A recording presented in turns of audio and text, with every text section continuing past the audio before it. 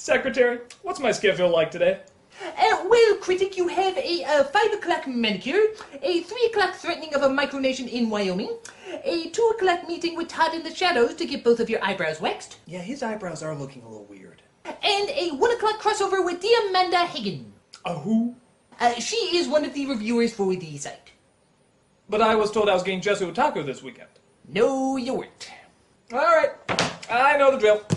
I act like I'm all angry that they interrupt my review, we go back and forth, and then we do the crossover. It's like clockwork. Anyway, if it's one of the women on the side, I'm sure I'm in for a nice looking piece of... Good God. Oh, sweet Jesus, don't hurt me! What? Please, Mr. Joker, I'll do whatever you want, just don't harm me! Critic, it's me, Amanda. Oh my God, we're hiring people like you now? You look like the Crow if he was in Candyland. Well, hired, given the job under threats at gunpoint. Either way, I'm here. Dare I ask what kind of stuff you review? Anything really, as long as it inflicts a buttload of pain. Or a pain lot of butts. You have a movie with one of these, oh scary one? I have a movie with both.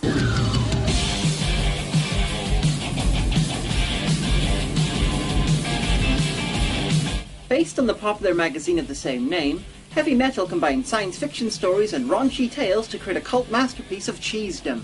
Why does it have a cult following?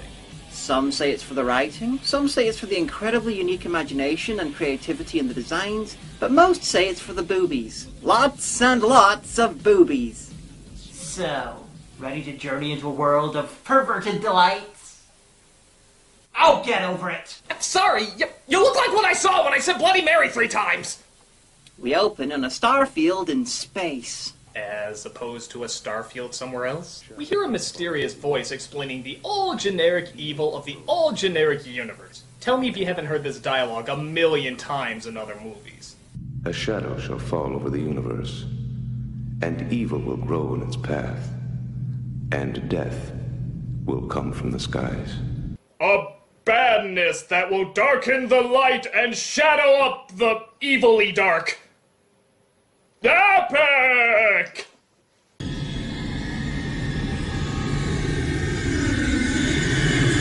Look out for the title. No, this is why I should never drink while raining death from the skies. Over the credits, which reads like the cast of SCTV, we get...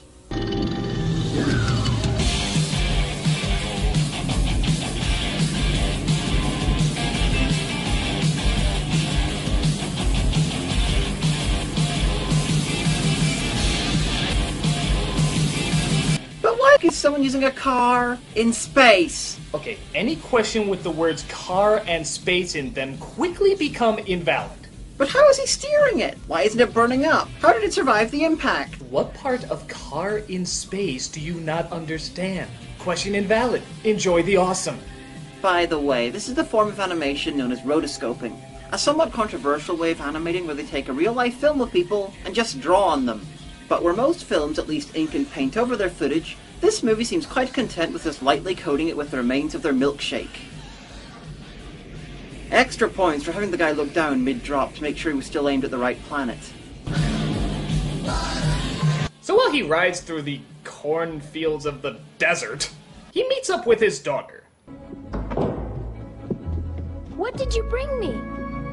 You'll see. Was it a bright green world-destroying ball of doom? Maybe.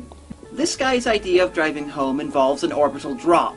He's clearly not sane. Look, he has the cold, dead eyes of an animated pedophile. I'm just saying that if he doesn't get melted by MacGuffin soon... Glinda is pissed! Do you want a good death or a bad death? I am the sum of all evils. Look carefully. My power invests all time, all galaxies, all dimensions. Even though I could clearly melt you like I did your father, I'd rather use you as a linking device for the following pointless anthology of stories. And that's pretty much what happens. The green thing shows the girl, and by extension, us, the first of the stories. And we see the answer to a question that's haunted the minds of people since 1990. What would happen if a Captain Planet villain stopped trying to pollute the world and instead spent their fortune on looking for shit? They would make seemingly simple metal detectors much more complicated in design and use. Through using his cartoonishly huge Ferngullion digger and his slave army of bird Jawas, he finds the green glowy thing.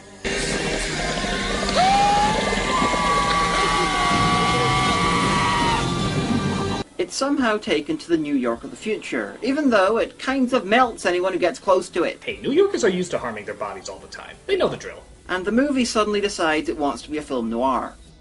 My name's Harry Canyon. I drive a cab. Okay, sucker. Hand over your cash. Now!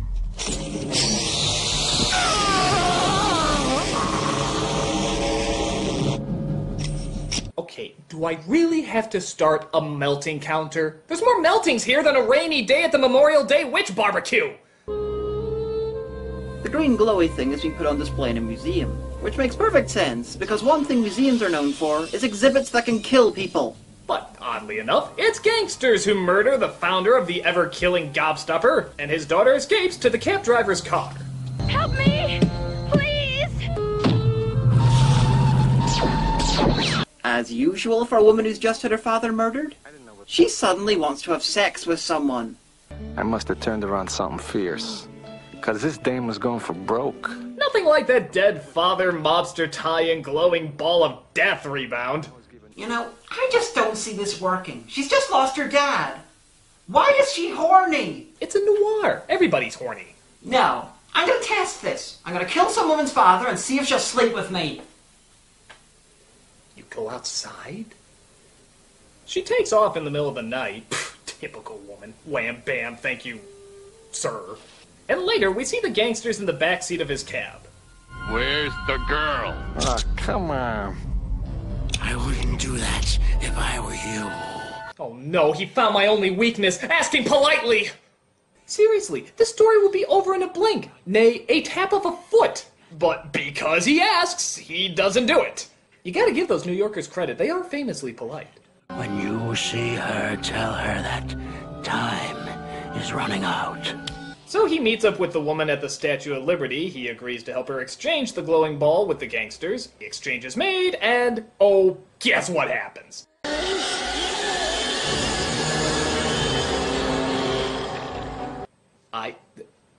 Yeah, I still can't believe I need one of these. Hey, baby. We're rich. I'm taking it all. Pull over. So the woman, really out of nowhere, turns against the cabbie. Which means, of course... My God, movie, what is your beef? Did the writer's mother die in a microwave or something? And by the way, if you're wondering where the story goes from here, it doesn't. Yeah, that's the ending to this one. In any other movie, this would probably just be the intro. But Heavy Metal's philosophy is just when things are looking like a good setup for a story, never give him the story. It's like Philip Glass. The less he keeps your attention, the happier he is.